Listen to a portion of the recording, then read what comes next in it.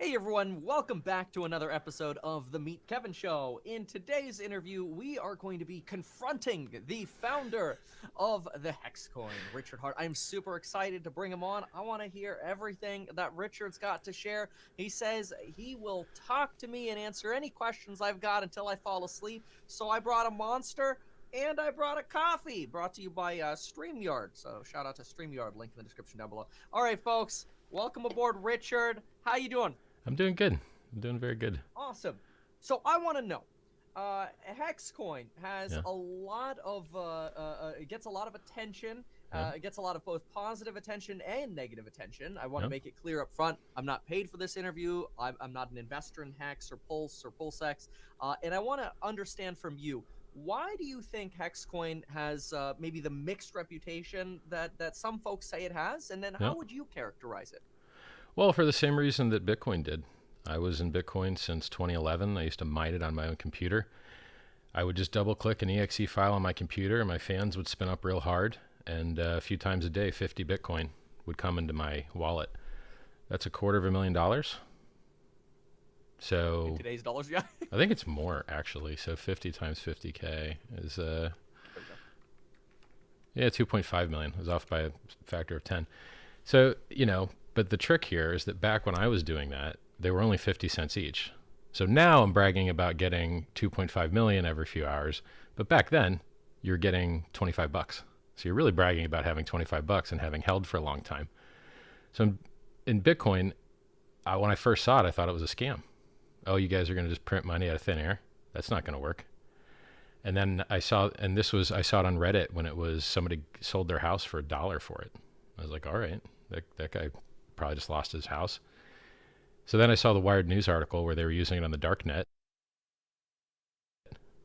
And I was like, oh, there's a market. It's working.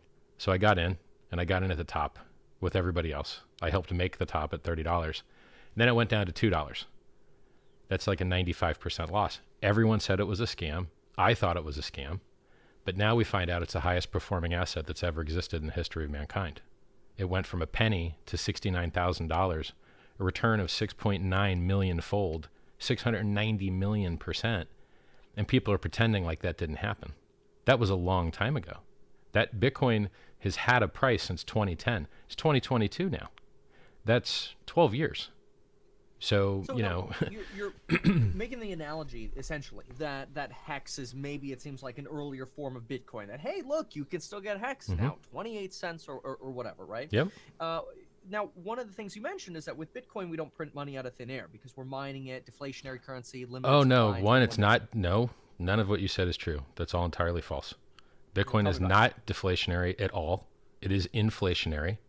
Miners sell Bitcoin. They harm the price.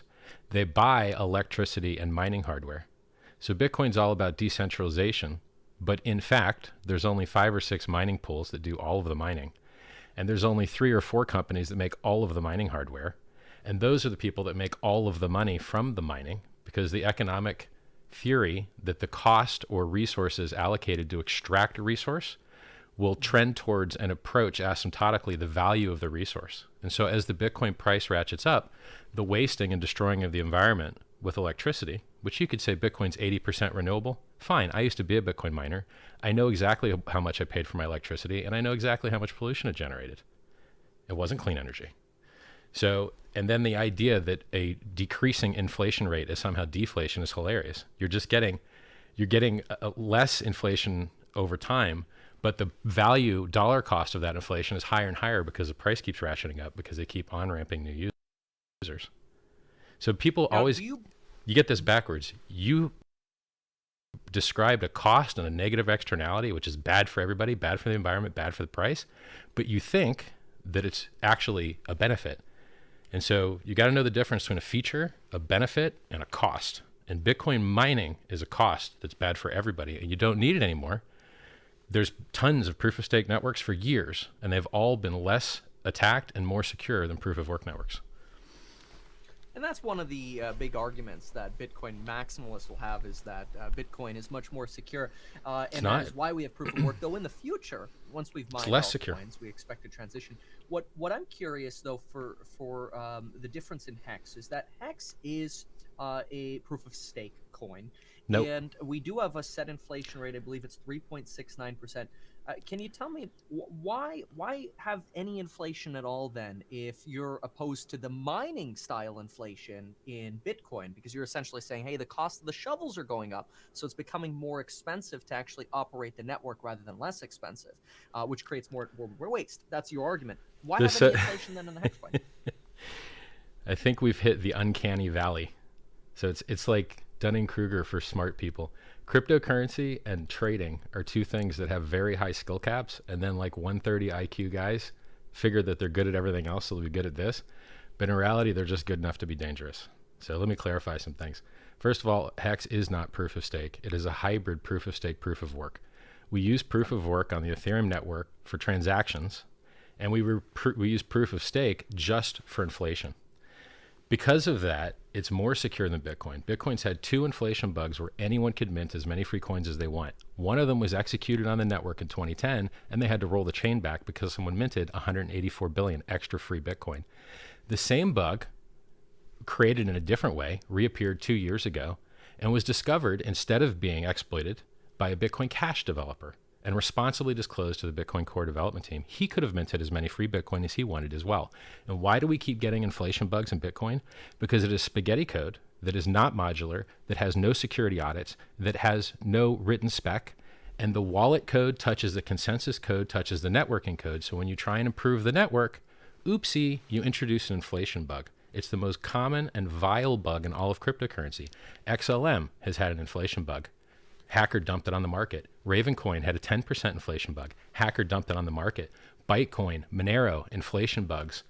AVAX, inflation bug. Bitcoin, inflation bugs. You know how you solve inflation bugs?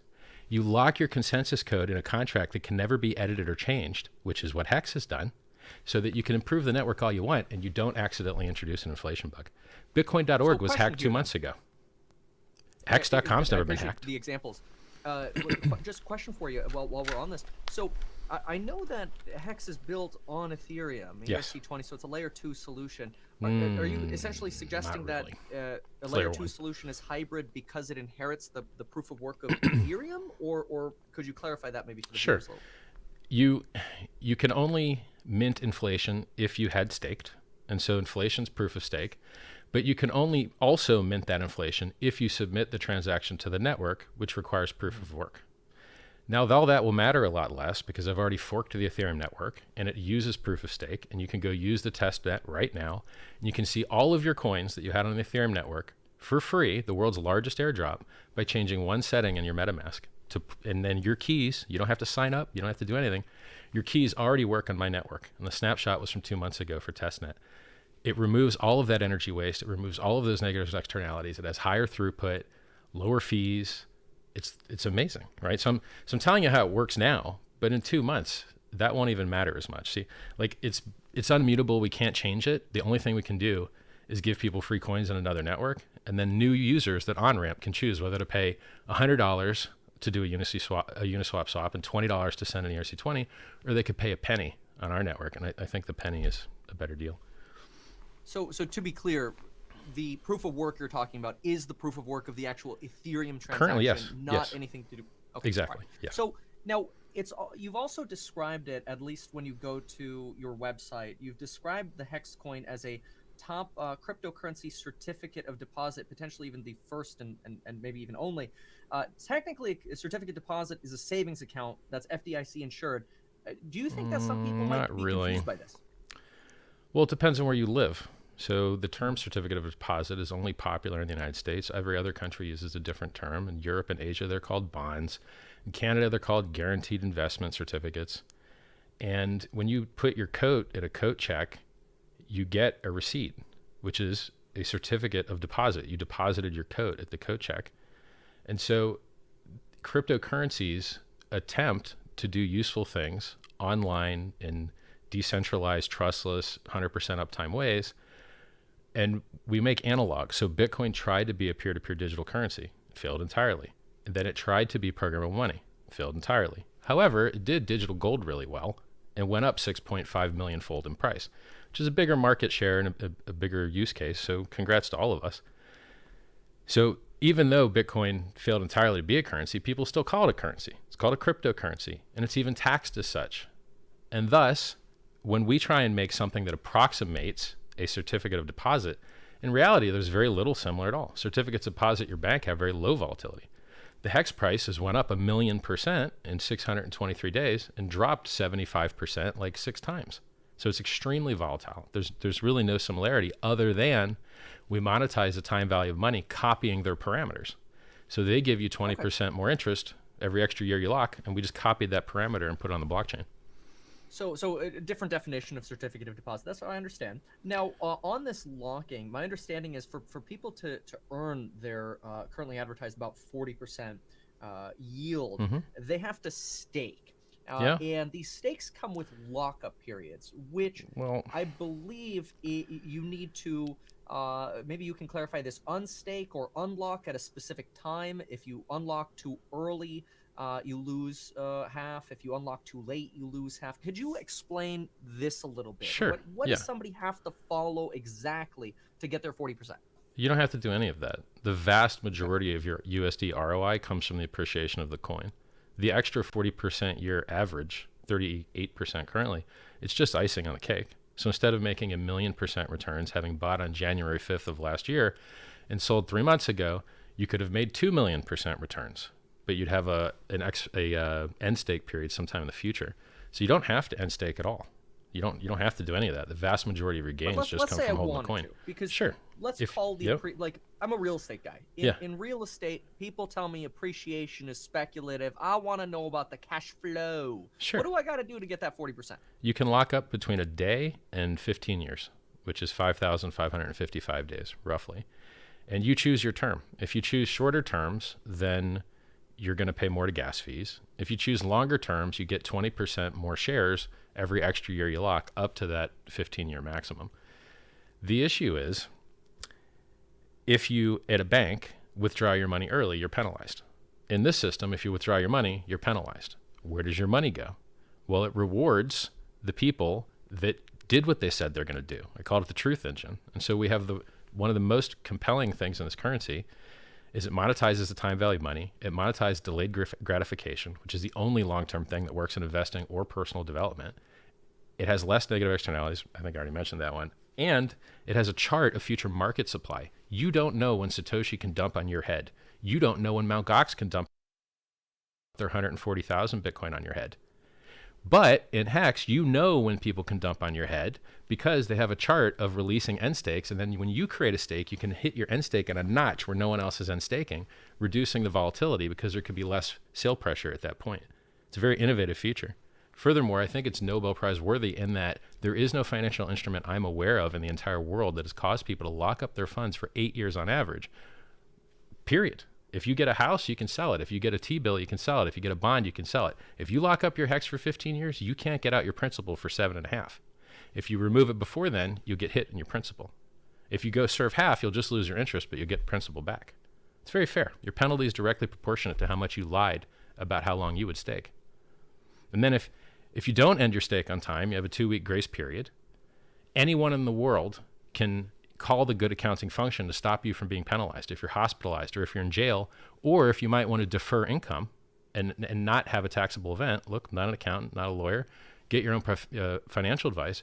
But if you don't mint your coins, you don't take dominion and control of them, they just are sitting there locked, and you run good accounting, you might be able to avoid a taxable event if you wanted to. But if no one runs good accounting, and you don't end your stake, and it's been 2 weeks, then you start burning at 1% per week until there's nothing left after 100 weeks. So a couple questions out of this. Isn't it possible that you could dump shares like Satoshi? Yeah, anybody. Look, the reason the HEX price has dumped 75% 6 times is because it's very easy for anyone to nuke the price. And it's also very easy for anyone to cause the price to go up, because what is the trading volume and order book thickness for a Monet painting? Nothing. but their value skyrockets. Why? Because value is supply and demand. So if you want the world's highest performing asset, you must remove liquidity on the ask side, or you'll never get that type of appreciation. The reason that Bitcoin has done so pitifully, by the way, I called the top on the day, and that top call was good for 8.5 months now, and only out of profit one single day by about 6%. Even less than 6%, actually.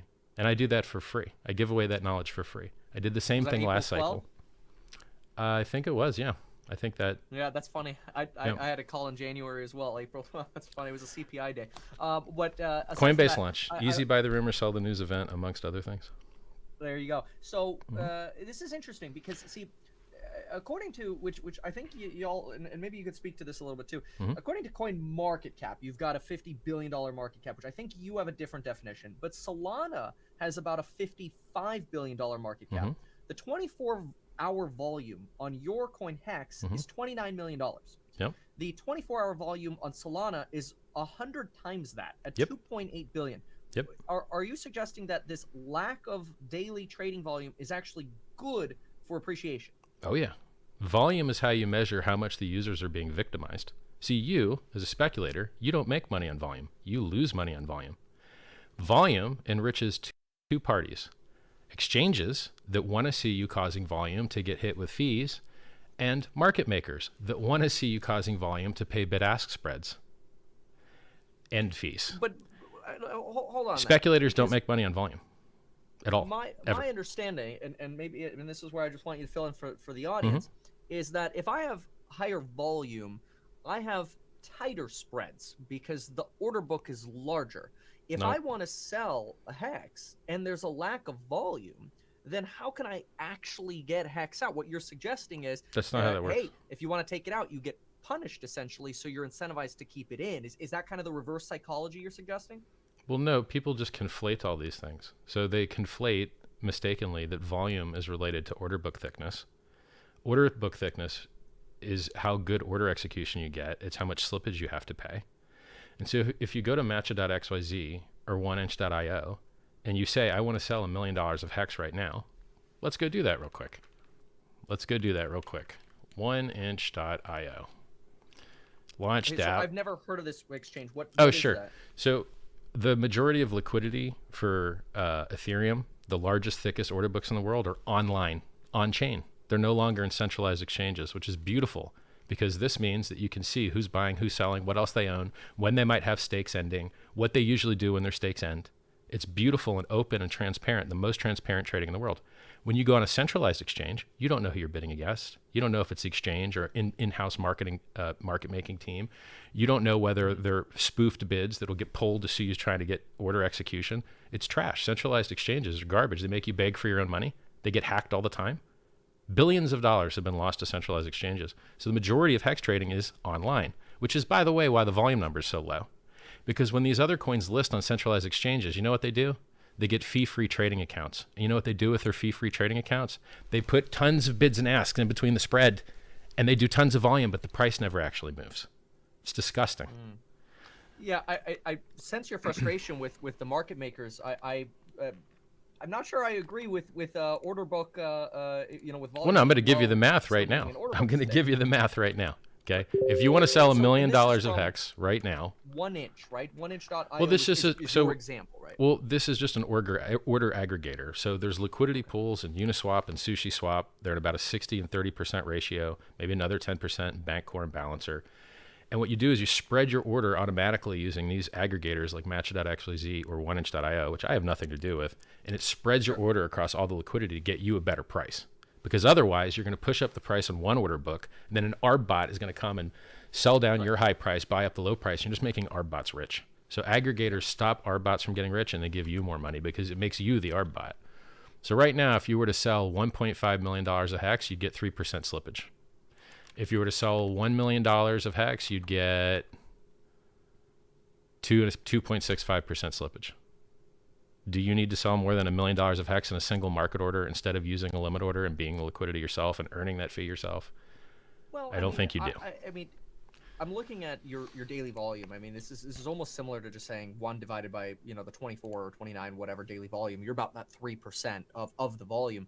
The concern so much. Go look up isn't, the I don't volume on think, Apple. 1%. Go look up Apple's volume compared to their market cap.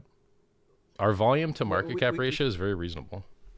Okay, we can compare that. I guess my question is, if Oh, by the way, how much an volume should event- you get on a coin that people on average lock up for 6 years? How are they going to trade it when they lock it up for 6 years, dude? Like, hey, what happens with something that people only buy and they lock up for 6 years? Oh, and has better security than Bitcoin. And by the way, you can look at the price charts. If you go to lookintohex.com, you can see the price chart from when Ethereum launched, when Bitcoin launched, and when Hex launched. And Hex is just doing the same things they did at a higher inclination. This is not How unprecedented. many people are staking? 400,000. Like what percentage of your wallets are staking?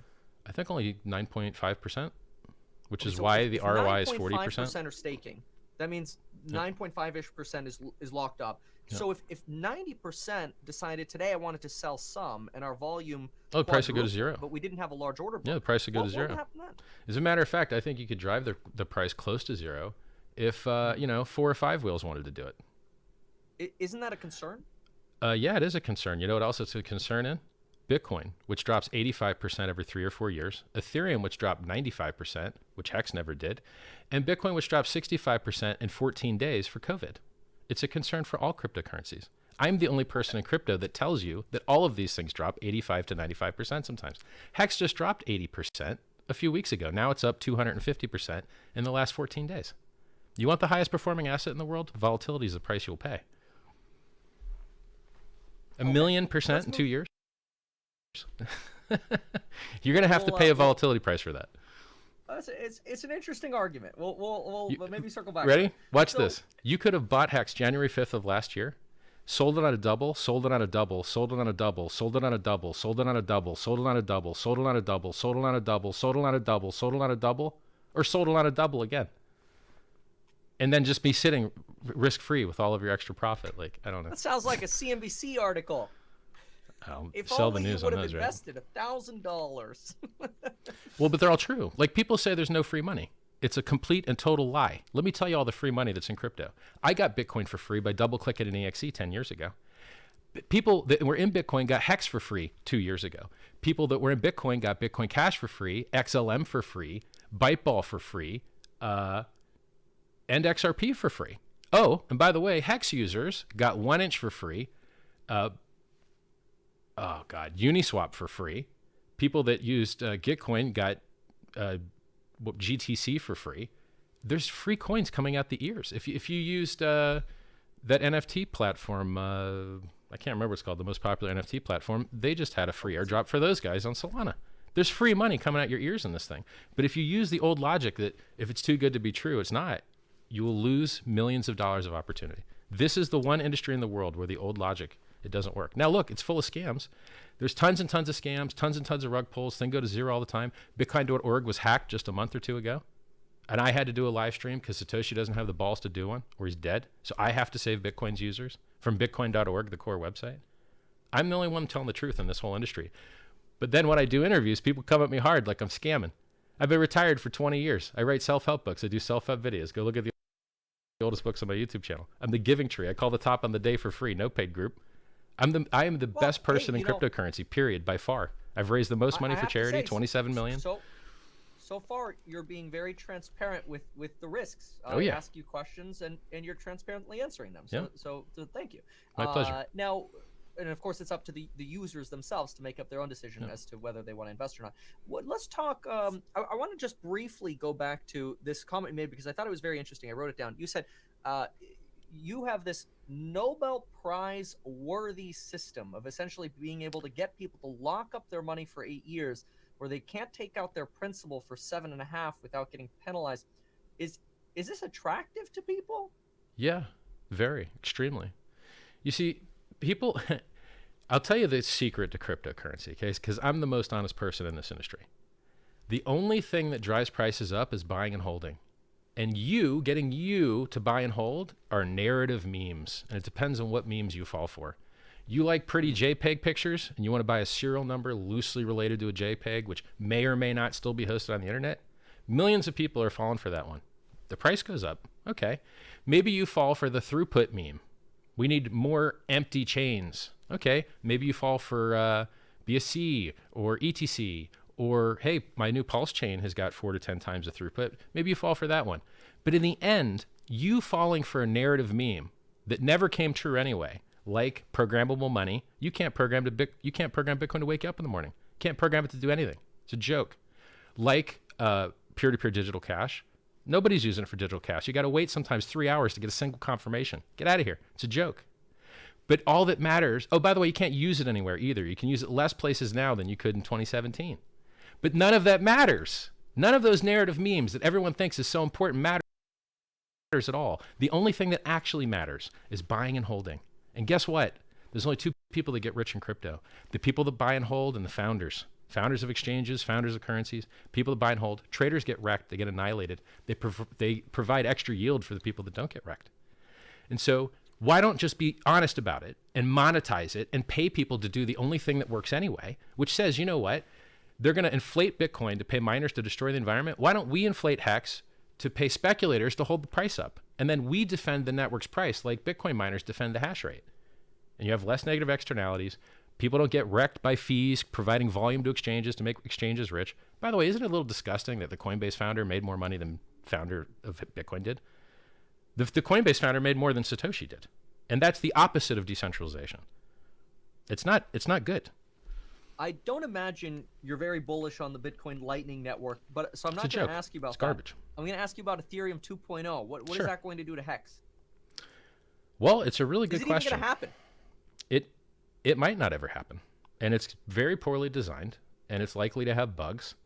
And it's been delayed and delayed and delayed and delayed and delayed, which is the nature of software, but it's a little bit unreasonably delayed. So let me tell you some of the poor design in Ethereum 2.0, which may never happen. And we're beating to market with our own features.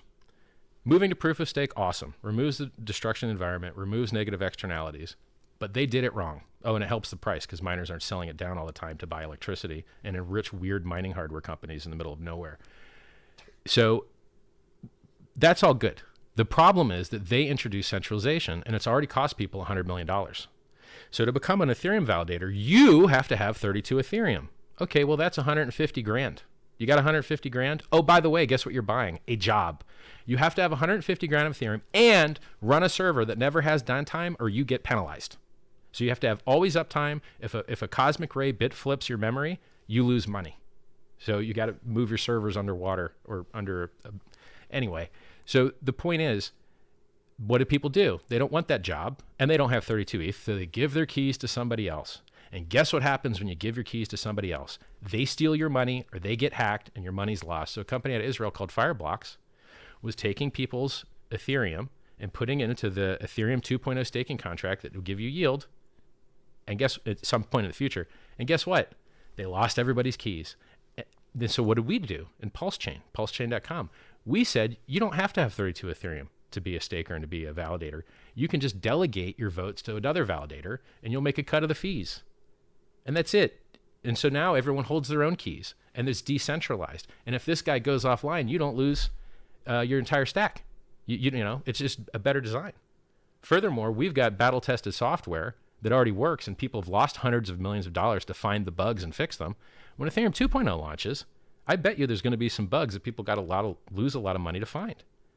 And so we're beating them to the market with their own feature set, which is primarily higher throughput and proof of stake to get more price movement upwards and less burning of the environment.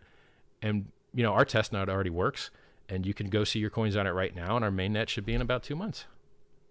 So some of the things they want to do are great, but they just didn't go about it the right way. Okay. For NFTs, which you mentioned folks Sure. need to hodl for hope. I hate those things so much. I absolutely hate them. How do you relate then to Pulse X? Isn't that built on your network Pulse Chain?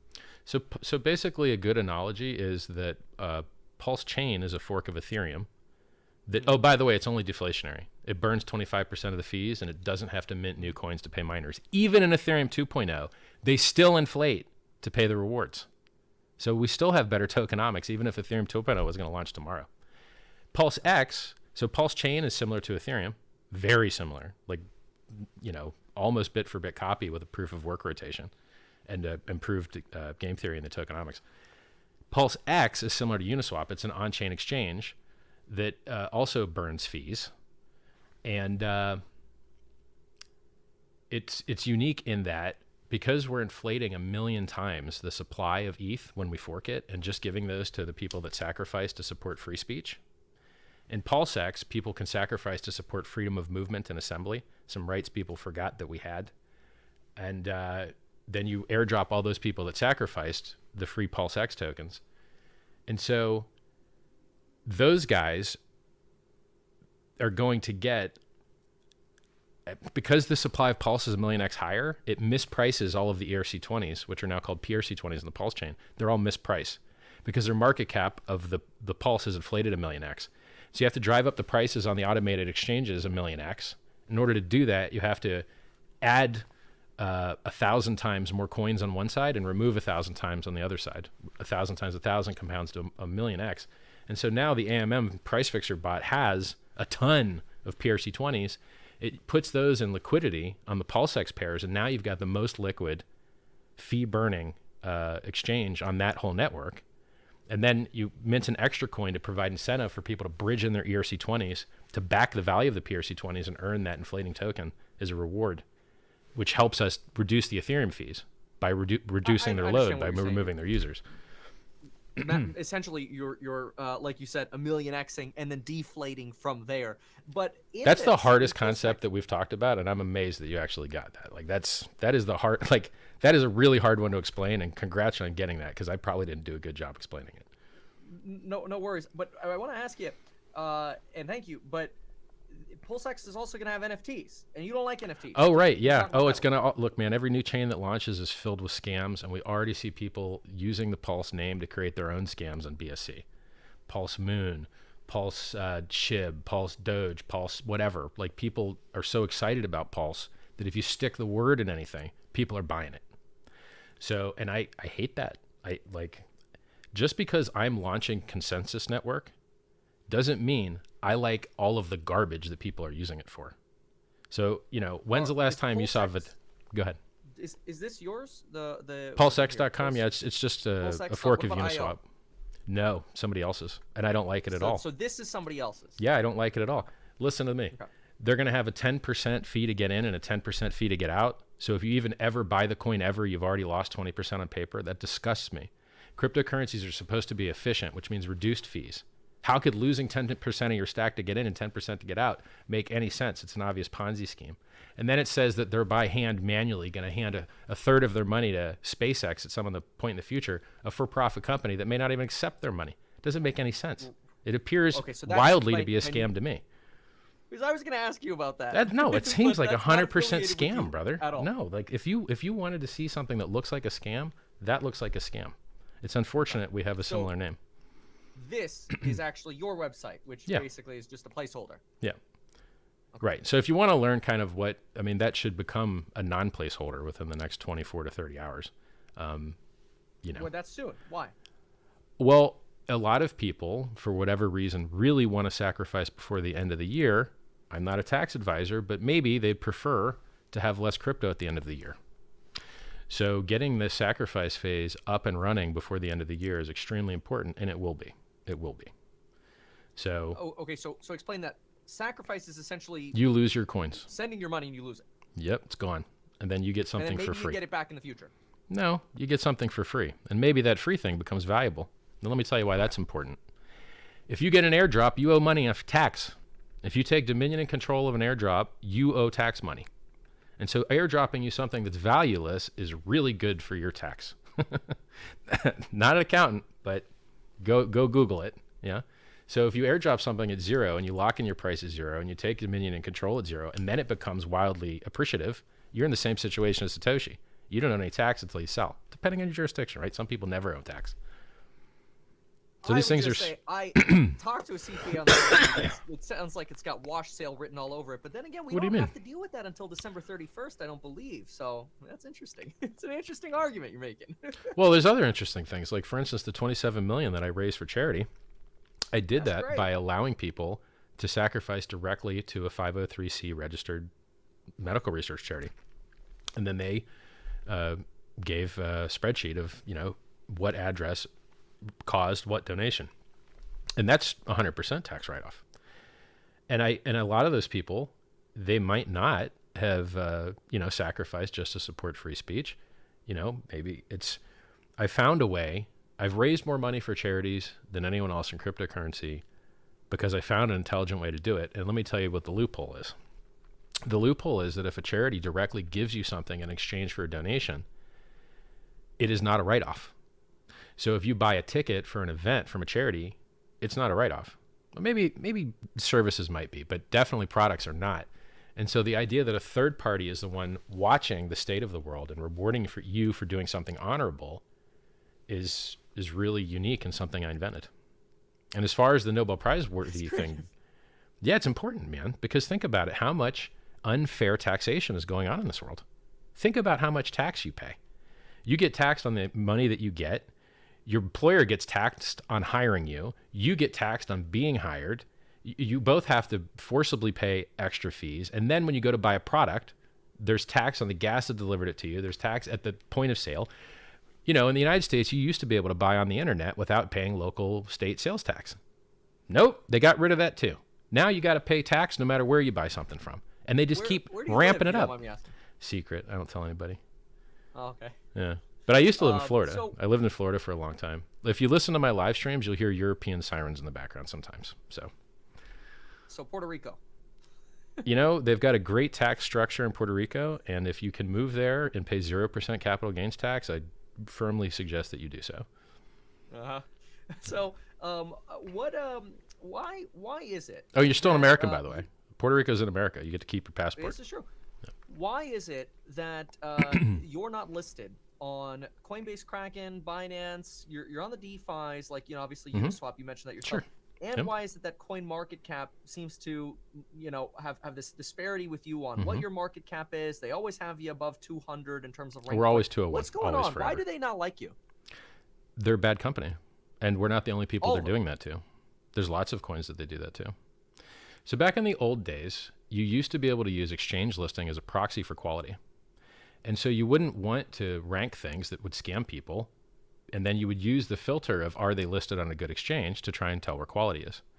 And I can tell you that Brian Armstrong, the founder of Coinbase, the most highly funded and valuable publicly traded cryptocurrency exchange, has personally said that listing on Coinbase is 100% not a proxy for value, and they will list anything that's legally able to be listed. And they list a lot of trash. So they never updated their worldview. And they still use things like which centralized crap exchange are you on, even though crypto is made to get rid of all those things, to decide whether you get ranked or not.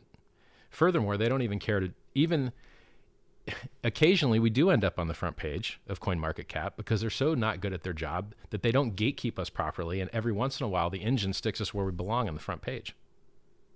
So if you look at Hex and you say we have 400,000 staking addresses that are unique, and these people pay high fees now in order to become stakers because the fees on Ethereum are high. This is the most real metric by which, actually there's 400,000 addresses that hold. I think there's maybe 80 or 100,000 staking addresses. I have to check the numbers. You can go to hex.vision and look it up, or staker.app. So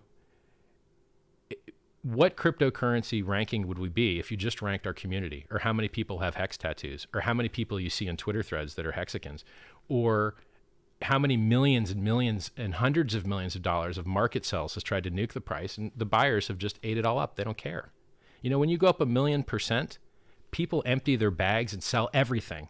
They can't handle gains that are that high, which is why almost no one made the 6.5 millionx return of Bitcoin, because they thought they were smart when they sold on a 1x, 10x, 100x, 1,000x, 100,000x, a millionx. Guess what? You sold at a millionx, you lost out on this next 6.5x. So, people don't realize, and this concept of being illiquid, be the liquidity, set a limit order. It's as liquid as you want it to be. The price will never pass you by. You will get filled before the price goes any higher. And you don't have to pay slippage. You don't have to pay the bid-ask spread. You don't even have to pay gas. You can set limit orders on oneinch.io without paying gas. So, they look at this liquidity that you'd have to use for a market sell, and they think that that somehow is equivalent to what the actual liquidity is. The actual liquidity for any market is offline. The vast majority of people that would buy a house don't have open orders for houses. The vast majority of people that would sell a house don't have open sell orders for houses. And it's the same for stocks. It's the same for every asset. And everything's gains on paper. Everything. What if everyone sold all the houses at once? They go to zero. What if everyone sells all the stocks at once? They go to zero. What if everyone sells the gold at once? It goes to zero. Which is why you have to use, this is what I was talking about, the Dunning-Kruger problem. You have to use probabilistic, more advanced thinking. What is the probability that everyone's going to ruin the float and need to sell at once? And you can see that it happens. 85% drops in Bitcoin, in Ethereum, in everything. Everything drops 85% except stablecoins. Right. Everything. I mean, certainly it would take a lot more people wanting to sell if volume were higher to affect a larger price change. Well, no, it's just those people are richer. It's the same number of people. They're just richer people. Okay. Did you know that only 42%? Did you know only 2,000 addresses holds 42% of all Bitcoin? It's a fact. I don't know what the exact number is right now, but I'm going to come back Just search and ask Bitcoin you rich about, list. Centralization as well. We'll pull it up, but we know the Satoshi wallets, they have a lot, and some of them have been activated. About 1 million lately, coins. And we've had quite a few large activations this year, so that is something people are looking at. You're not wrong about that. But I want to ask you this. I'm not wrong about anything, if Kevin. I was told to be humble when I came on the show. I'm like, nah. You're fine. Don't worry about it. You do you. So this is you on Etherscan. This is the HEX token. Sure. And if I click on the contract, yeah. Whenever this actually loads, there we go. Yeah. Why is there a little button here that says you're blocked by partial or blocked by custodial stablecoin providers like US Tether and USDC? That's not true. I don't know what that means. Oh, you know what that might mean? So I'll tell you what I think it might mean.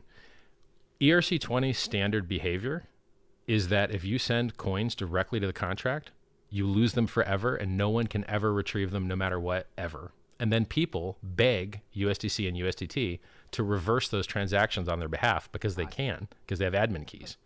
So I think what that means is that USDC and USDT either won't bail you out or something. I don't know. If you mouse over it, maybe there's a tooltip, but the code works perfectly flawless for years and years and years. Yep. Okay. All right. That's interesting. Everything else around us has failed. We have had 100% uptime in the front end and the contract and the claiming, 100 perfect flawless operation. No one can possibly do better. 100% is as good as it gets. So speaking of 100%, how much of HEX do you control? Well, in crypto, you never tell people about your wallets because maybe someone will hit you with a wrench attack and beat your keys out of you. Now, luckily, I don't have my keys in my head, so you can beat me with a wrench as much as you want. But especially if you live in the United States, they do swatting on you. So they call the local police force and say there's a hostage situation at your address and that they can't stay on the phone very long. And then the SWAT team comes and drops a flashbang on your infant through the window and kills your dog and discovers there was nothing really going on. So I don't suggest that anyone in cryptocurrency, or really the internet in general, disclose where they live or how much money they have, even though I've got about $3 million of watches sitting here for flexing purposes. So I think what you're looking for is, I think the price will dump if it's centralized, so can you show me if it's centralized or not, right? So now I'll just tell you about all the centralization I can find, because I think that will fulfill your question. Well, I want to talk about yours, not the other coins. Well, I can tell you 50% of the supply went to an origin address. Is that enough centralization for you? I can tell you Elon Musk owns 20% of Tesla. Is that enough centralization? See, people... So, go ahead. Keep going. Well, people have these ideas that I have to de-educate them about. So people think that centralization and ownership is bad. Now, I just told you a minute ago that 42% of all Bitcoin is in 2,156 addresses, 2,176 last I checked. Is that been good or bad for price? It's been very good. Why? Because they don't tend to sell. And we see the same thing in HEX. We see whales that have hundreds of millions of dollars of Ethereum, double the price in a single transaction, and then they lock up their coins for 15 years. They don't care about the money. For them, they just want to feel richer. Kind of what I'm doing, right? Like I've been retired for 20 years. What am I actually what am I going to do? Buy better stuff? They don't make better stuff. I drive a Ferrari. I've got $3 million of watches sitting here. I got the best speakers, best TV, best blah, blah, blah. What am I really doing with that money? For me, it's glory. I'm in this to win. I want to be the best cryptocurrency founder, and I think I am. And I want to have the best price performance, which I think we already had. And I want to have the best security, the best uptime, the best feature set, total vertical integration. I want the wallet. I want the consensus network. I want the value storage. I want all of it. And we almost have all those parts. We have HEX value storage. We have Pulse Chain consensus network. We have PulseX trading. The only thing I'm missing is fiat on-ramps and wallet. And MetaMask is friendly enough that we don't really need to address that. We really just need the fiat on-ramps. And by the way, Coinbase, or rather CoinMarketCap, is under lawsuit about them misranking and lying about our rank. So you can look that up. It's a public class action lawsuit from California. And is that filed by you or, No. by your... The Hexagon community. It's a guy named, I think his screen name is Johnny Chaos, but if you look up the action, you can learn his real name. And what's the status of that lawsuit now? Where do you stand? Well, they've got served. You know, they waited till the last minute to acknowledge that they were served, and now it's in process, you know? Okay. Because they're hurting the world. They're putting things on the front page that go to zero and rug pull, like yams, et cetera, et cetera, et cetera. They funnel users into that, and then they don't put them into something that's at 100% security. And it harms the users. It's disgusting. Every coin ranking site and advertisement site makes money on showing you ads. And who pays for those ads? Usually people that are going to victimize you, like eToro.com. eToro.com at the top of their website says 67% of people lose money with us. And they have the biggest marketing budget you've ever seen in your life. They've got their name everywhere.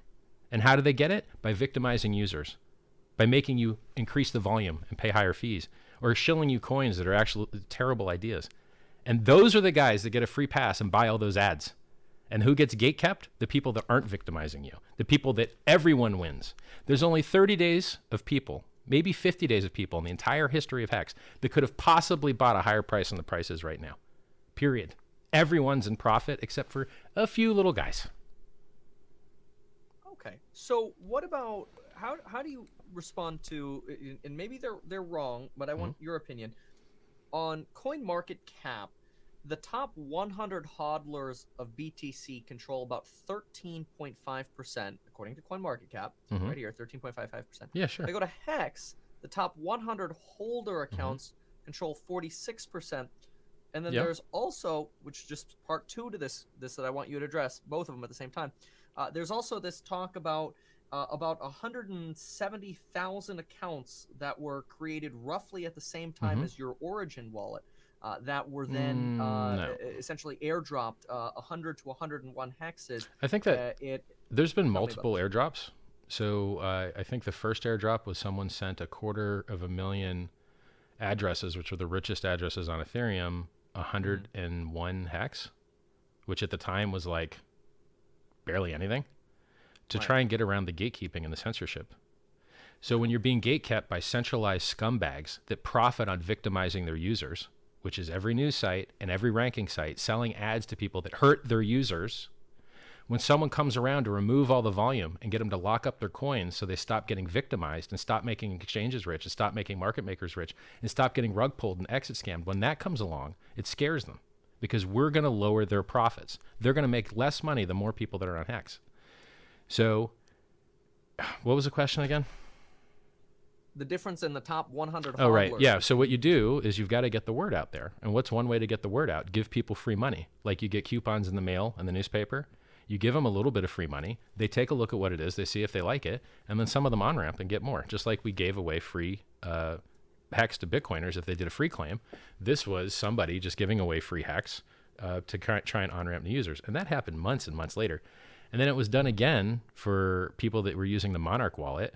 We're the first people in the world to use layer 2 ZK sync, ZK rollup technology to do an airdrop. Vitalik was begging people to use ZK in order to reduce the load on the network. No one would do it. So Hexicans did it. And we were the first airdrop and the first users and still the highest ERC20 balance on the ZK sync wallet. If you go look at it, maybe they have USDC higher, but under USDC and Ethereum, the highest balance of any coin there, which means adoption.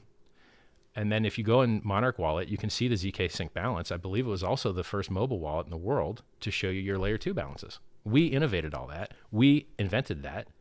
But people pretend we're not kicking their butt. We're kicking everyone's butt. We can't win any harder. The only things that could make Hex better are things that have nothing to do with Hex. Fiat on-ramps, and that's about it. So like... Yeah, I mean, in fairness, when you go to DeFi Llama, y'all are sitting at about 17.8 bill of Hex staked.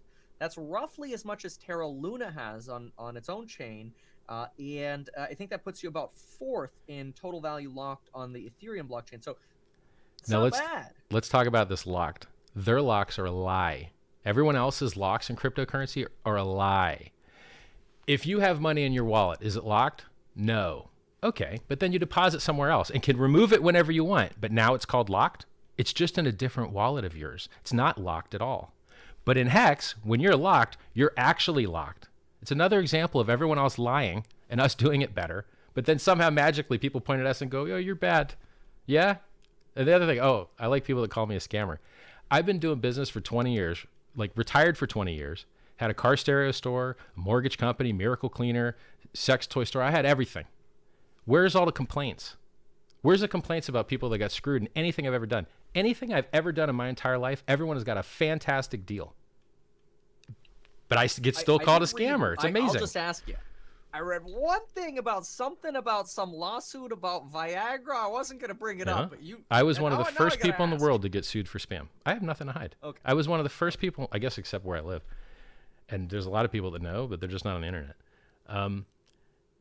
I was one of the first people in the world to get sued for spam. I was living in the back of my car stereo store warehouse at the age of 19. And I opened my door one day, and there's like a process server there. And she hands me a lawsuit for $500 in Seattle, Washington. I call my lawyer up. My lawyer says, "Yeah, it's small claims court. You can't have a lawyer represent you. You have to go in person." Oh, I got sued for $500 in small claims court, civil court in Seattle, Washington, and I can't have a lawyer defend me. So it cost me more than $500 to go there and defend myself. So I lose a default judgment for $500. And then people call me the biggest spam king in the world because I just happened to be one of the first people this ever happened to, because Seattle had just, or rather the state of Washington had just created that law. And this was the first guy to go and try and use it. It's hilarious to me. And then it's like, and by the way, since I'm such a spam king, where's all the Hex spam, bro? Where's all the Hex spam? I don't get it. A lot of donations from your Hexies in my... Look, I'm not calling it spam. that's the opposite of spam. You're making money on it. You're not losing money on it. And look, I just want to be transparent. I don't own Hexcoin. I'm not paid for this interview, but a lot of people have been asking me for a long time and sending donations in my live streams for me to do this. And that's not why I'm doing this. I don't know, honestly. I replied to somebody's tweet the other day. I'm like, you know what? Let's do it. So, and we can have this conversation about anything. Your response is insightful. Yeah. I think they merit more. A little go ahead. Research. We have the most open and transparent stuff on the entire web. Our trading is the most transparent in the world. Our stats are the most superior in the entire world. If you go to hex.vision, you can write your own stats queries because we abstracted all of the parameters of all the stuff you care about. Who referred who? How long are stakes? When are the stakes ending? Show me the chart of future stakes. Who paid fees? It's all in hex.vision. Yeah. How do you why should somebody invest in Hex versus, let's say, ADA or Solana, another layer 2? It depends on what meme you want to fall for. Do you want to fall for the memes that people are going to buy this because they're going to use it, like Ethereum Classic? Ethereum Classic has no users. It's worth billions of dollars. It has no users. It's worth billions of dollars. Okay, so what's the meme there? It has high throughput that no one's using? Or do you want to have the truth? The truth that the only thing that the order book cares about, the only thing that the price cares about is buying and holding. Do you want more negative externalities or less? Remember Zcash? Zcash has a building with a bunch of guys working there, burning money, selling the coin down all day, every day. There's no Hex building. There's no Hex overhead. There's no one doing work for your profit. And therefore, no one has to sell the price down. And so it just has less heaviness on it. And because people lock it up, it becomes more and more rare. I mean, right now, the only chart in the world that I know of better than the Hex.com price chart is the share price chart. Because, the Hex price went up 10,000x in 623 days, but the share price went up more. I think it went up 16,000x. So Hex shares are equivalent to Bitcoin miners, except you get them for free when you lock up your Hex, and you don't have to pay for electricity to run them. You don't have to have a facility. You don't have to it's awesome, right? And your Hex shares become more valuable over time because the price only goes up in Hex terms to simulate compounding interest. Whereas if you have a Bitcoin miner, it only goes down in value over time because new technology replaces you. If you're really smart about crypto, or you want to learn more about the differences between Bitcoin and Hex and how they're similar and how they're different, just go to hex.com/techspecs. It's really intelligent. You'll learn some things about the Bitcoin network you never even knew before. I have to de-educate people. People say inflation's bad. Oh yeah, inflation's bad? Explain to me why the best performance that Bitcoin ever had when it was inflating at 100% a year when it first launched. Oh, maybe inflation isn't bad. This is the Dunning-Kruger problem. Inflation does matter, but it doesn't matter as much as the rate at which you can on-ramp new users, and it's easier to multiply your user count when you start with a lower number. And all of these proof-of-work networks inflates like heck, all of them, because they have to pay miners. There used to be no Bitcoin in the world. Now there's 18.5 million Bitcoin. Where'd all the Bitcoin come from? Inflating the heck out of it. And so there's these nuances about the ratio of how many people know about it now to how many people know about it in the future. That's the actual potential for a speculator. There's reflexivity. People buy because the price went higher. They sell because the price went lower. People love buying tops, love selling bottoms, the opposite of what they should do. And so you have to account for reflexivity. You have to account for earlier emissions, which I chart for you in Bitcoin on that website, hex.com/techspecs. And then when was the best time to, so people try and insult Hex because they say it's centralized. Okay. When was the best time to buy Bitcoin? When Satoshi owned 100% of the coins and there was no volume and no liquidity. When was the best time to buy Google? When the owners owned 100% of the coins and there was no inflation and no supply, no volume, and no liquidity. And so people look at opportunity and think that it's the opposite of opportunity, and it drives me crazy. Everything that's successful in this world is centrally owned, period. Everything, including the United States. Conflate the fact that when Google was created, you were investing at the highest risk point as well, because it could have just as easily gone bankrupt, just like Tesla, even as close as 3 years ago, could have gone bankrupt. Hex is only 2 years old. Let me ask you this. You say yours is potentially the better meme, so to speak. I don't know if you would reference yourself as a meme, but you say it's easier to hodl because of the staking and the yield parameters, but 85% of the people don't. Well, sure, you can track that down. Half of those coins are the origin address as daughter coins. So the origin address used to get coins during the launch phase. It would get half the coins. It would have got less if more free claimers claimed, but only 3% of possible Bitcoiners that could have claimed did. Still billions of dollars, but it was only 3%. So, which raised the share that the origin address got. The origin address used to send its coins to other addresses, and those addresses would stake for a very long time, 10-year, 9-year, 8-year, 7-year. The problem with that is that it reduces the market cap because those coins are burnt, and it reduces the APY for other stakers because it's creating tons of shares, and it's hard for other people to create shares. And so at some point, I think maybe a month in, it's all on chain, you can verify it all. Instead of sending to addresses which would go stake for a long time, it would send to addresses that just wouldn't stake. And what that created, if you look at the chain analysis, you don't know who the other addresses are, but you can look at their behavior. The chain analysis is that apparently the largest whales in this ecosystem prefer to let everyone make very high APY and have a higher market cap to on-ramp new users. Now, let me tell you why that might be a good idea. If you own 50% of the coins in something, or you own 50% of the supply in something, like say every single founder of a public traded company used to. So Bezos used to own 50% of Amazon. Musk used to own 50% of Amazon. But then over time, they choose to own less. Why? To on-ramp and make a bigger pie. So they own a smaller piece of a larger pie. They end up making more money. If your game theory is, I just want to own all of the pie, then you can only 2x your stack. You can only 2x your value, period. If you already own half the coins and you work hard to get the other half, you've 2x'd your stack. That's garbage. Hex's price has gone up 1,000,000%, which is 10,000x. So the magic to designing a cryptocurrency in any speculative instrument is the on-ramping of the maximum number of users and making the largest impact, because that matters exponentially more than owning a larger percent of the stuff. Because those coins that aren't staking right now, they could stake. And then the interest rates would go down. But then people would only have the price chart to look at. Now, it would probably amplify the price chart because the people that would be selling would be getting less coins. And so it kind of auto balances like Bitcoin hash rate. If the hash rate's too high compared to the value, miners lose money, they turn the hash rate off, it auto balances. If the staking rate is too high, then people might end their stakes because the payout in Hex terms is lower, but then the USD value would pick up because people are getting paid less coins, right? So it's this auto-balancing system. So I got to understand this. I hear you talking about the past price, which you acknowledge is speculative, which I appreciate that you acknowledge that. Yeah. There's no base demand for any cryptocurrency. It's all speculation. So you also mentioned that the original address at one point sent coins to other addresses to stake, and then later sent coins to other addresses to didn't stake. Yes. This implies that individuals were depositing Hex, and that basically more Hex was being staked and being locked up and potentially paying out other stakers, right? But the question here then becomes, the more people that stake Hex, the less each staker makes because they're sharing from a common pool. It makes sense. The APY goes down. Yeah. But the question here is, how many of that 13% of the wallets that are staking right now Yep. are from that original origin wallet? I Because think if it's the original 15 origin or wallet- it was at one time a maximum of 20%. And then I think that the 1 year stakes ended when 1 year passed. And then just recently, 2 year stakes have ended as well.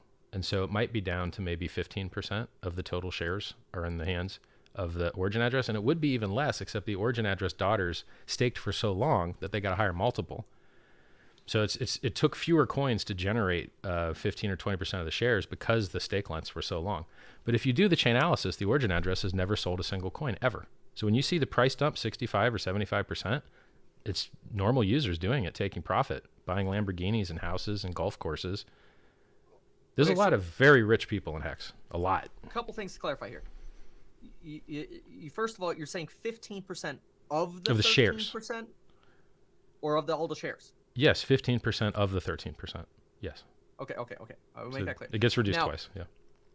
That makes sense. So now those staking periods, whatever that was, at one point it may have been, it sounds like, as high as 2 or 3%, whatever. Those people have, or wallets have ended their 1 or 2 year stake, you said, or a lot of them have ended their 1 or 2 year stake. Yep. Maybe there were even more previously. What happened to the HEX then? Where did the HEX go? Because now those are all individual addresses. It just sits there. Never sold a single. That's the reason. Well, that's the reason the staking participation is so low, right? So like, there's a lot of whales in HEX that have really long time horizon thinking. So they'll either stake for 15 years or just get diluted now in order to on-ramp more users, is my guess. Because otherwise, why wouldn't you take the free money? Because you can stake for just a day, right? So I think if a lot of users aren't staking, it's probably because they have like an alternative, maybe marketing method, right? Motive. Because you have to understand, first of all, when you quote somebody that they can make 10,000x returns, it sounds like a scam. So it's easier to actually on-ramp a user saying it's a 40% APY because they could believe that. But if you tell them it's actually 1.4x times your USD return, which is a million X, and you're like, or 10,000x, it's shocking to people. They can barely believe it, you know? And if we showed them all the free money that was airdropped to us, they wouldn't believe that either. It's just, and by the way, here's the sad part. If you do get them to believe that, then it opens them up to start getting scammed by all the scammers out there. And so there's this art that I call the risk diode, where you can warn people about scams without telling them the URL to go to get scammed. And so people that are already being scammed know to be careful or get out. And the people that haven't been introduced to the scam yet, they don't know what to type in order to get introduced to it. And I see people do this wrong all the time. I appreciate that. I'm gonna go. I want to ask this in a different way. The original wallet sent coins to stake wallets. It sent coins to other addresses, which then staked. Right. For 1 to 2 years. And well, no, it was an average of 5 years, and then so it was like, if I remember correctly, I haven't done the chain analysis in a while. The daughter addresses would have 10, 9, 8, 7, 6, 5, 4, 3, 2, 1 year long stakes spread out over like every day. So, and then now that 2 years has passed, all those stakes that, it's funny, the community noticed that some of these daughter addresses were about to get penalized by fees because they hadn't ended their stake within 2 weeks. And so this guy named John Wick in HEX trading chat, we've got like 10,000 people in this chat that eyeballs every wallet. Oh, this guy's end stake's coming up. Is he going to dump? Is he not going to dump? Oh, this wallet's been buying. Look how much more dry powder he's got. They do all the chain analysis. Like when the price moves, I go to HEX trading to find out why it moved because those guys already know. So this guy, John Wick in there, he paid $5,000, I think, in gas fees to end a whole bunch of daughter stakes that were going to start being penalized. And here's the reason why I did that. When you have an expired stake, those shares that are in the pool are diluting everybody else's payouts. Now, long term, when someone finally does good accounting or end that stake, it removes those expired shares, which increases everybody else's payouts. And it also deploys the harvested penalties to the stakers as well. And so he just wanted the higher APY now instead of later. And so he caused the good accounting function to be called, which pulled the expired shares, which increased everybody's daily payouts now. At the cost of later, it would have been higher if they kept letting it tick through and burn its stakes. It's totally trustless. Like the community just did everything. It's awesome. They're public That's functions. a very interesting example of the good accounting function that you talked about. What I want to let me try this way. Sure. So, if is your attention just to try and point out like, hey, the price could dump to zero because like there's centralization, or like what's the motive? You've already made that clear. Okay. You've been super transparent that the price could go to zero. Yeah. I have no ulterior motive. Mm-hmm. You've been transparent about that, Yep. and I respect you for that. What I'm trying to understand. Interesting is what you fact, you said. can't actually drive a Uniswap V2 pool to zero by trading. You can only approximate That's cool. zero, but it could get so close to Well, zero anyway. Yeah. I appreciate that. Okay, so what I'm trying to understand is this. Mm-hmm. Origin wallet here on the left, Yeah. at some point sent money to daughter wallets Yes. that's staked. Yes. Let's say these two ended their stake. Yes. You Those said coins that have just sat there. Origin They've never moved again. Yeah, so you said this is never sold. What you're now saying is that these right here Neither have the never moved Origin again? or any of the daughters has ever sold anything on chain that we can see. Now look, those transfers, you don't know what the transfers are, right? It could be anything. It could be the same Right. entity's other wallets. It could have been private sales. It's not known. But what we do know is that none of those coins has ever hit an exchange anywhere ever. None of them. Which Okay, might hold be on, part hold of the on. reason the Because- price has gone up 1,000,000%. Well, hold on. Because you just said that these right here, Mhm. these daughter wallets, Yeah. have never sold on an exchange. But Correct. you don't like exchanges. So wouldn't you sell it on a not exchange? Let me ask you this. I've been retired for 20 years. There's rumors that I received 1 million Ethereum during the adoption amplifier launch phase of HEX. There's rumors that I have something to do with these sacrifices, and there's $240 million of stable coins sitting in the Pulse chain sacrifice. The next Pulse X sacrifice is coming up soon in a few days, 1 or 2 days at pulsex.com. And I wouldn't be surprised if 100 or 200 or 300 million came in from that. Now, at some point, why are all these whales in HEX accumulating more instead of dumping it and selling it? Because why would you sell the world's best performing asset when you could buy it? You know the De Beers company? You ever heard about diamonds course. being worthless? Diamonds, of course. Yeah, they're worthless. Go try and buy some of these worthless diamonds. Turns out they're really, really, really expensive. Ask how I know. There's 3,000 stones right here. Double-sided. I got this as a gift from a Hexican. I got $3 million of watches there. I know exactly what diamonds cost. Supply and demand is the only thing that matters. And I know personally and have met with billionaires that are accumulating the heck out of Pulse, HEX, and PulseX. All three. I've met them in person. Real billionaires with more money than you could ever dream. Multiple, like a couple of them. So, those guys have enough money to drive this price as high as they want to drive it. They could, depending at the rate that they want to on-ramp, the price could become really, really silly because we're pre-viral. People talk about HEX and look at things that are wrong and don't realize that those are opportunities. The best time to buy Bitcoin was when it was nowhere, and people were calling it a scam. The best time to buy HEX is when it was nowhere and people are calling it a scam. Because when the gates finally do open, when we have the world's largest airdrop and they look at this chain and they see what's doing the volume and they see that there's tons of HEX volume because it's mostly Hexicans, or at least a large part Hexicans. Our Pulse chain chat room is nearly twice the size of the HEX chat room, even though HEX has been around for years longer. So for some reason, Pulse chain is an easier pitch for people to digest and they want to on-ramp harder, which is interesting. I think that these are all opportunities. Having no exchange listings is an opportunity. Having no good ranks on large coin market cap sites is an opportunity. Being called a scam by everyone is an opportunity. We did 1 million X on being called a scam. I'm cool with it at this point. Fine. Because you guys that think it's a scam, you can't sell because you never bought. But some of you guys will see the truth, will see that it's an amazing opportunity. And all you can do is move the price up. So it's asymmetrically beneficial. All right. So you mentioned you don't like exchanges.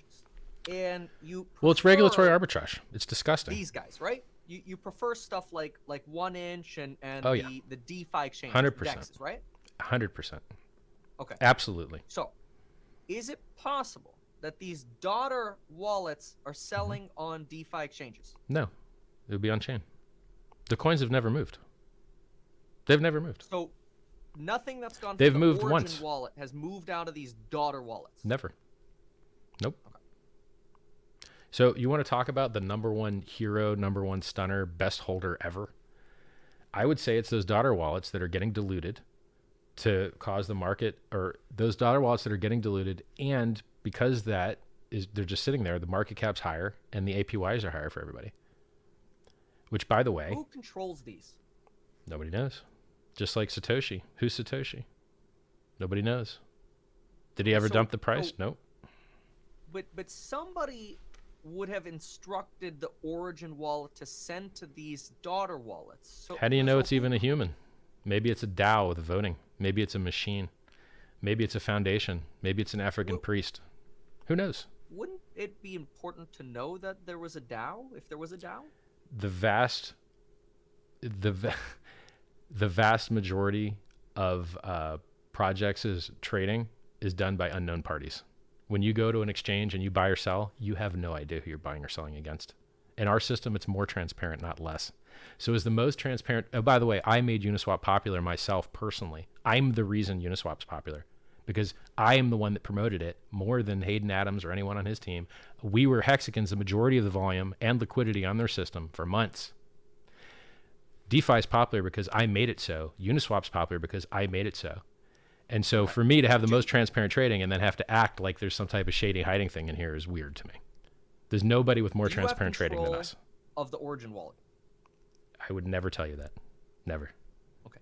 Do you have control of any daughter or son or sibling wallets? I would never tell you that. Okay. By the way, I would suggest that no one ever talk about their crypto balances that they hold. So I also won't tell you about any Bitcoin I may or may not hold. I won't tell you about any Ethereum I may or may not hold. I won't tell you about any stables I may or may not hold. And furthermore, there's this little thing in the United States called securities laws. And quick refresher on them. If you give money to a common pool with the expectation of profit solely from the work of others, and or there is essential managerial or entrepreneurial effort, then you might have a security. And that's a regulated activity.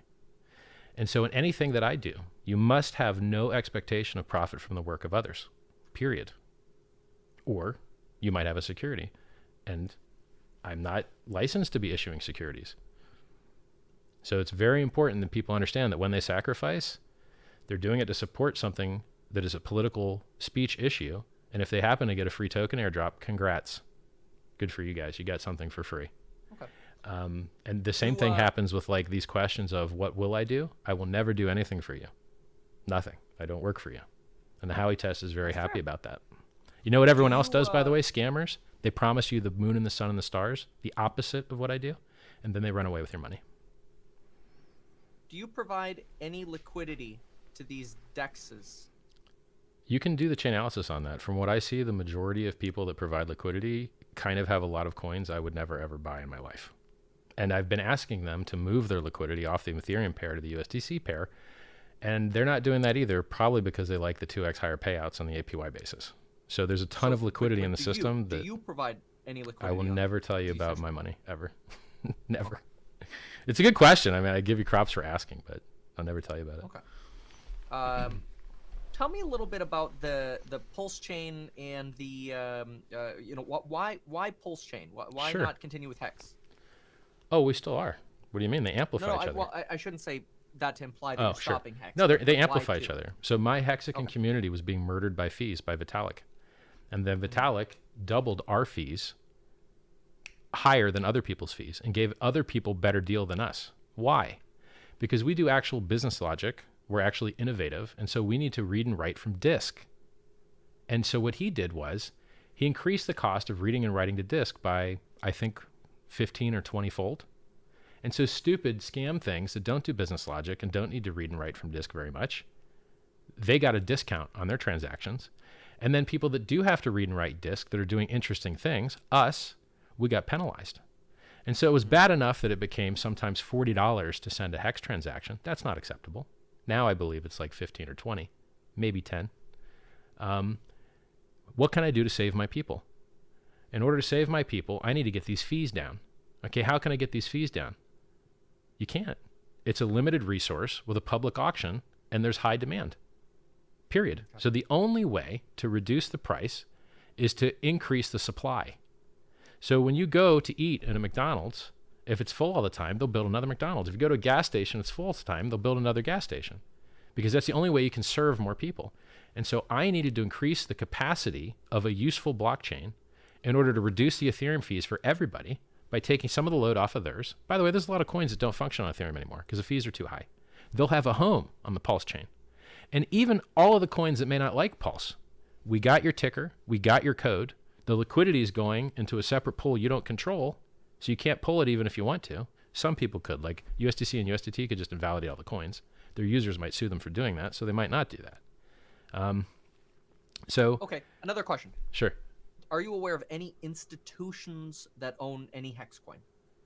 I know publicly registered funds that own HEX. I know billionaires that own HEX. I've personally done phone calls with multi-billion dollar funds that want exposure to Pulse primarily right now. They like Pulse more than HEX for some reason. The last guys I talked to out of Singapore. What about lending?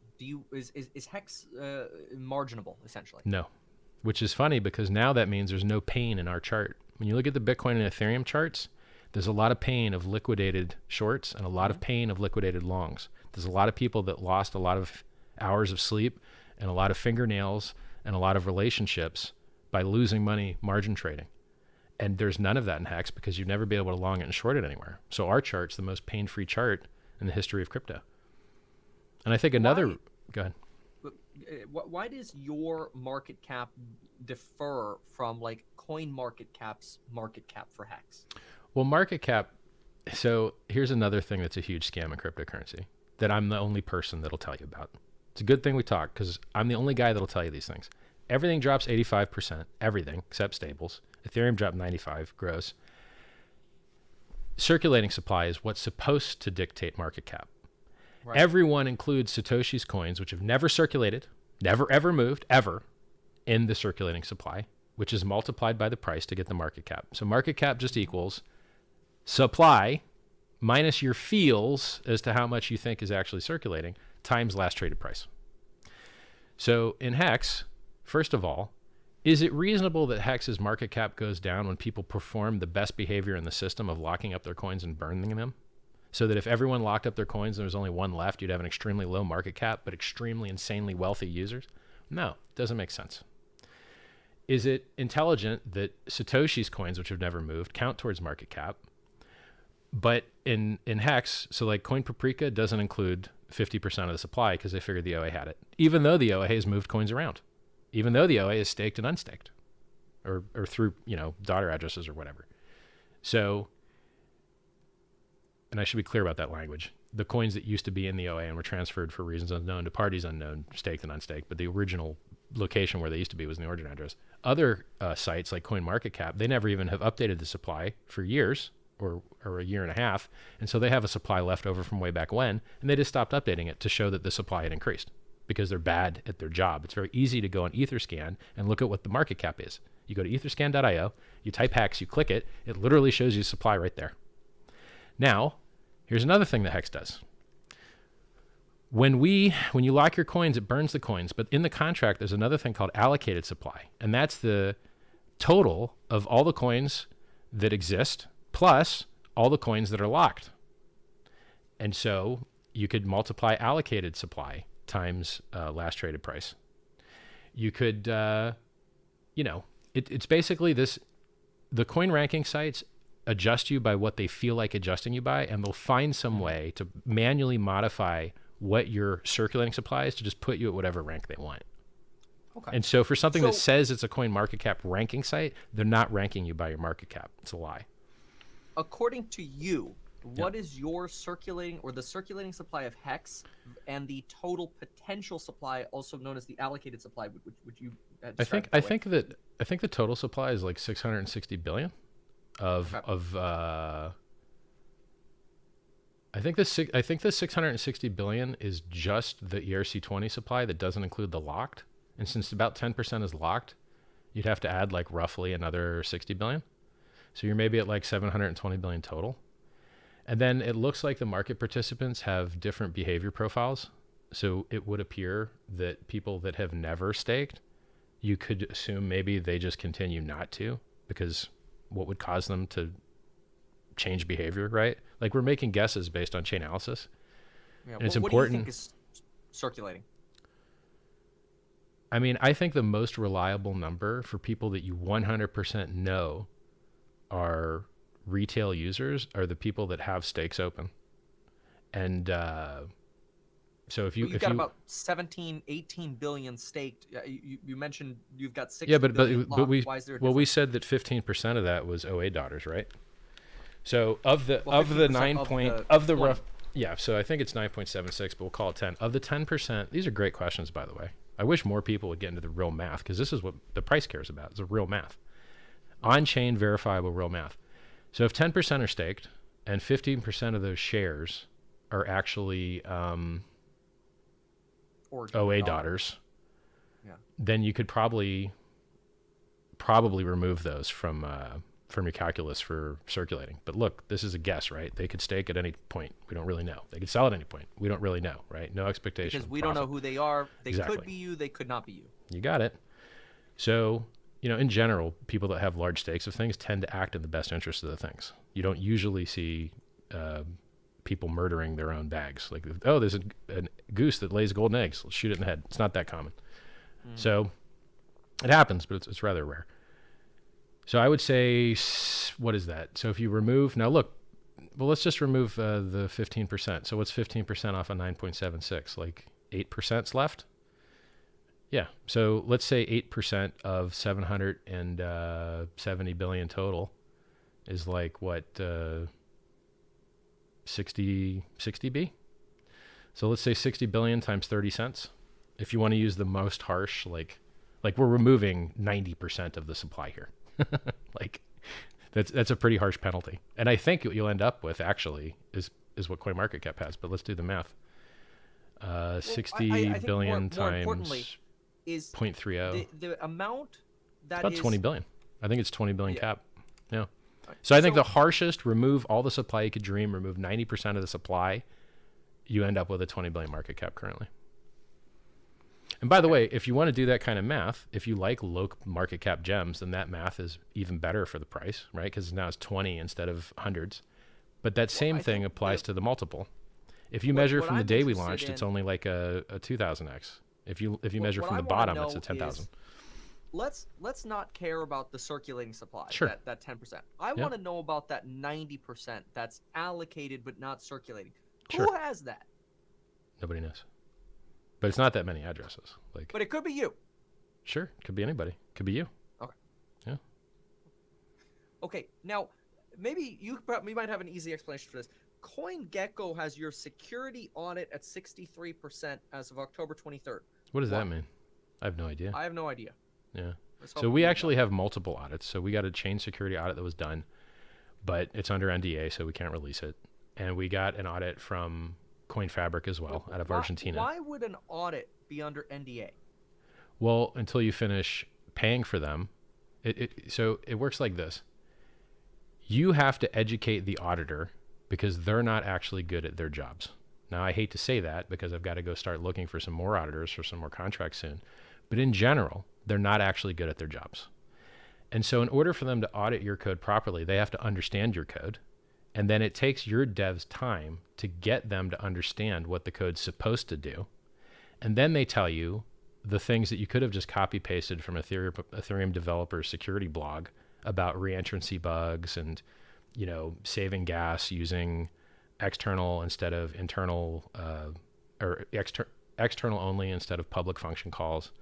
And you just learn, we already know all this stuff already, right? And so the only thing that the chain security guys found was that someone could have pre-created a collision at great millions of dollars of cost to be able to free claim some extra stuff. And we prevented that with changing the way the Merkle hash was created. And then the CoinFabric guys didn't find anything. Like they just didn't find anything at all. And so for us to... Merkle tree is kind of important.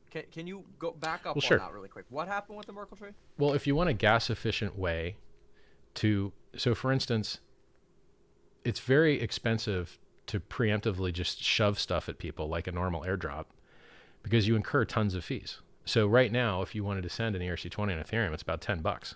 So it costs you $10 just to send someone an ERC20. It sucks. It's terrible. It's unreliable. And so what you do is instead you create a Merkle root, which creates a Merkle tree, and then people can claim against that tree, proving that they had something that was a member of that set. And so if you proved that you had Bitcoin, then you could claim HEX for free from the Merkle tree. But And did so you just say there was a problem with the code on that, or I missed that? No. It was a question of all of these blockchains are predicated on economic viability. If someone wants to DDoS every single Bitcoin node, they can, and then the network can and will go down. It's just prohibitively expensive. If governments want to make all the SHA-256 hash and force people to hard fork into a different proof of work, they can. It's just economically expensive. So a bug that says if someone's willing to lose a ton of money to blow millions of dollars now on a coin that doesn't even have a price or a market yet to cause a free claim by finding collisions in this one like hash, all we had to do was add bits to the hash. So the solution to this collision attack was just like, oh, we'll make it slightly more expensive for them. We added a little bit of more bits. Yeah. So there was a little revision that you threw in there. Got it. And I mean, really, we're not really expecting collisions. If you read the code is amazing. Until we have quantum computing. Yeah. But the code is amazing. So we do gas efficiency things, like we use bit packing, which is combining multiple values into one storage slot to save money. And then we use bitwise shifts in the storage slot to pull from it more efficiently. We use caching. So we load things into memory, which is cheap, instead of hitting disk, which is expensive. And then we only hit disk if we have to, because the cache said we had to. We have one of the most advanced contracts that you could ever have, with great comments, great flawless function, and you should read it. I mean, it's wonderful. It's wonderful code. Okay. I should read the code? Yeah, it's great. It's online. Okay. You go to Etherscan, click contract, and just read it. Okay, so now I'm confused. Sure. Because what you're saying is that an auditor whom you haven't finished paying can't understand your code because it's too cryptic, but now you're suggesting no, it's just because they're bad at their job. No. Look, the number of people in the world that could... Code is hard, and developers in crypto are usually trash. Real developers look down upon crypto developers. Real developers are better than crypto developers. Real developers have been developing for 40 plus years.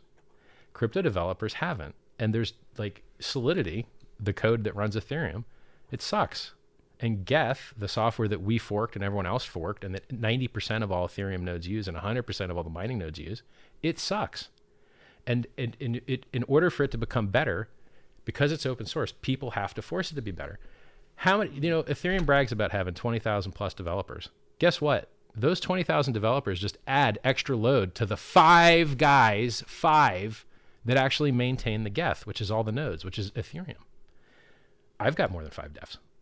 So this, like, people don't understand like how hard blockchain is. And so when I tell you that the auditors don't do their job very well, it's that they point out things that aren't bugs, and then we have to explain to them why they're not bugs. And then they go, oh, okay. And you have this back and forth process. So instead of pulling my lead dev off of doing actual dev, which is awesome, and then educating the auditors, we just are fine with one public audit. And then the other private audit, it's just private, right? And then we can't finish the contract until we get them to actually fix their audit to be accurate. And we can't get them to fix their audit to be accurate until I take my lead dev off to educate them on everything. And it's just too time consuming. Okay. So you're saying your auditor is under an NDA, which means they can't reveal any bugs or whatever because they're confused. No, NDA literally means that we can't brag. We can't publish incomplete audit results that we paid for. Look, the audit was like 60 grand, bro. Brag about if there are bugs and they're confused, and you also just said no, because we cleared all those. Are you trying to make it an issue like I'm screwing over my developer and not paying them or something? They got a new job. No. The development. So listen, the auditing team got hired by Ernst & Young and didn't really want to be doing auditing anymore. And so I wasn't going to pull my lead developer off of doing real development to go educate the audit team, which, by the way, like, they're actually good. Like, I would work with Chain Security again, because in the frame of auditors, they're actually good, but they're not as good as my lead dev. It's just like book writing. When you write a book, the most important person is the author, and you still take it to an editor, and the editor still tries to improve it. But in the end, the author is what matters, not the editor. Okay. You're not going to buy a book because of the editor. Is the audit that's under NDA right, or is it wrong? It's right. Like there are no bugs, and they found no bugs, and any bugs that they found, we fixed. But in order for us to publish the audit, we have to make it, these audits are only as useful as they're useful for marketing, because all of the security value we already got. We already fixed everything that they possibly could find, which was one thing, the Merkle root claim. And by the way, the claim function's been over for a year. There is no claiming. Okay. It's over. The referral program ended as well. Did you pay for that audit already? I think it was 60, and I paid maybe 35 or 40 or something like that. So what's stopping you from paying for the rest of the audit? I would need to pull my lead dev to write the language as to how what they understood in these areas wasn't completely accurate, and how this was fixed by this. And then there's back and forth, and then they have to prove it, and then they have to publish it.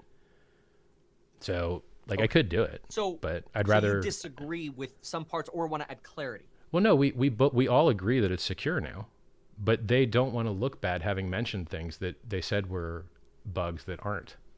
I could go look it up, but then the question is, am I violating my NDA? Like, I'm not even sure how much of the content of their stuff I'm allowed to share with you. Like, I'd have to go reread the NDA. Like, I might be in violation just telling you what I just told you. I'm not sure. So I hope I'm not. You made the NDA, right? No, it's theirs. That's theirs. Okay. What do I need an NDA for? It's all public. Like, we're going to release like, there's no reason for me as the guy buying it. The only reason you buy it is to make it public. I would prefer it be public. Why would I want to hide that? If there's a problem with the code, I'd just go fork the network and make the code you would again. Want the audit to be Yes. public. But what you're Correct. saying is you'll make it public after your lead dev provides commentary on it. If it's important to you, I'll spend the 20 or 30 on it, but I'd have to have another dev do it because my lead dev's working on something better currently. So Pulse X matters more. Pulse Chain matters more. We already know the code's perfect because there's hundreds of millions of dollars to be gotten by hacking it. Of the many things you could worry about, the code is not it. The code is beautiful. It's amazing. Okay. Yeah. Well, let me put it this way. What else is there that I didn't ask you because I'm out of questions and Sure. I'm out of time? Yeah. We should show our stuff. My audience is watching. You should tell them about you, and then I should tell my people about us. No. This isn't about me. It's about you. All right. Hi, Richard Hart here, a serial entrepreneur, retired self-made millionaire at the age of 25 actually, and created the world's best performing asset, 100% perfect flawless operation, more secure than Bitcoin, better price performance by like 250x your Bitcoin, or maybe it was 250x your Ethereum, 750x your Bitcoin. I'd have to look it up. Most open and transparent trading in the world. I'm doing the world's largest airdrop for free. You don't have to do anything for everyone that has any Ethereum coins at all. And you could go use that testnet right now. That's pulsechain.com. And we're also doing another sacrifice phase to support freedom of movement and assembly, which are very important. You know, the difference between being in prison or not is where you get to go. And so if you don't get to go where you want to go, maybe you're a little bit in prison. It's not so nice. So that's coming up at pulsex.com. It's a fork of Uniswap, and it'll have a ton of liquidity at the Pulse Chain launch because it's harvesting SushiSwap and Uniswap for most of their PRC20s and putting them into itself. And then I've got free books, t.me/scivive. I wrote a couple free self-help books. I make great price calls. If you want to follow me at twitter.com/RichardHartWin or youtube.com/RichardHart, you know, I can't give anymore. And we raised $27 million for charity. So free coins, free price calls, free self-help materials, free chat rooms. There's like 65,000 people in the Pulse Chain chat room. I can't give away more. I can't do more free stuff or do more good for the world. Like, I will say you've got one heck of an audience. Thanks, man. Not just audience, but community. Yeah. Good job. I think the important thing for your listeners is it's vital that you guys get crypto right, because financially to you, cryptocurrency is more valuable than anything else you'll ever done in your entire life. If you get this right, you can make 1 million times your money. And that's impossible in any other industry. Impossible. So if you get crypto right, you'll be financially free for life. If you get it wrong, you'll lose everything. You buy a rug pull, it goes to zero, you lose everything. So you get hacked. People get hacked all the time. Fake live stream giveaways. They'll take a copy of this live stream, restream it, and then put a scam border around it. Send one coin, get two back. And you can't report them enough, and they never go down. It's disgusting. Yeah, it is disgusting. Yeah. That you are completely right about. Well, I've got to run. I really Pleasure, man. appreciate your time.